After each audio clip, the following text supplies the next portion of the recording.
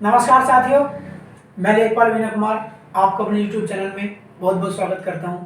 साथियों, आज का हमारा टॉपिक एक हमारे व्यूवर जो कि विरासत के क्रम के संबंध में जानकर लेना चाहते हैं, उसी के अनुसार आज का हमारा वीडियो बहुत से हमारे जो व्यूवर हैं उनके लिए और हमारे जो किसान भाई हैं उनके लिए भी लाभदायक हो सकता है। तो आइए शुरू करते हैं आज का टॉपिक। साथियों, आज का हमारा जो टॉपिक है वो है विरासत का क्रम।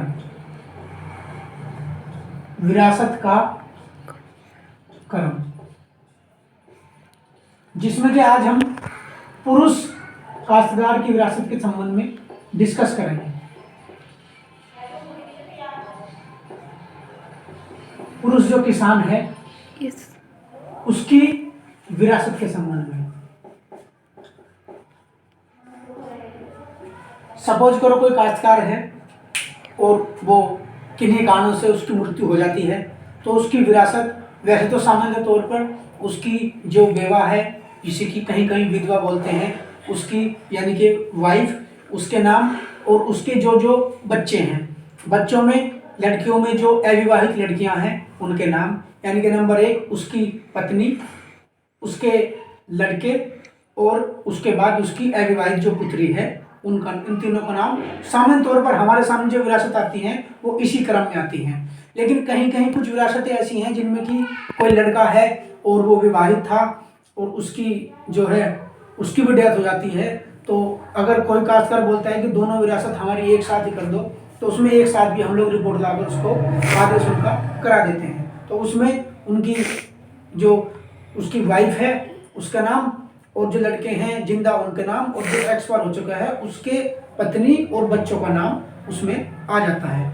और अगर कंडीशन इसके विपरीत है कि अगर ये लोग नहीं हैं, तो उसके बाद जो विरासत का हमारा जो क्रम चलता है उसमें चलता है कि अगर कोई काश्तकार है लावल्द, उसकी शादी नहीं हो पाई थी और उसकी विरासत अगर होनी है, तो उसमें सर्वप्रथम हम किसको प्रायोरिटी देंगे, तो उसमें देंगे उसके माता और पिता को, माता प्लस पिता। अगर कोई काश्तकार लावल्द है, उससे कोई बच्चे नहीं है, उसकी शादी नहीं हुई है, माता और पिता को। उसके बाद अगर माता पिता नहीं है तो उसके बाद उसका जो क्रम आता है, कि माता पिता नहीं है तो उसके जो भाई हैं उन भाइयों के नाम फिर आएंगे। भाई जिसमें कि सगे भाई हो गए उनके, ठीक है। सगे भाई भी अगर उसके नहीं है तो उसमें आता है उसकी विवाहित बहन।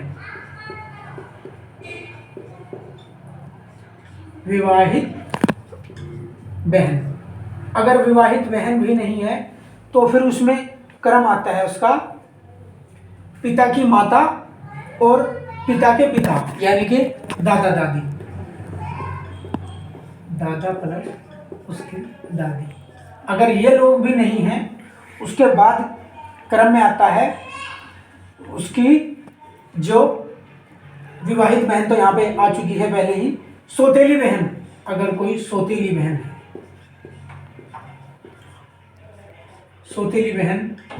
अगर कोई उसकी है तो उसमें सौतेली बहन का नंबर आएगा। सौतेली बहन भी अगर नहीं है तो भाई के पुत्र का पुत्र, यानी कि उसका भतीजा,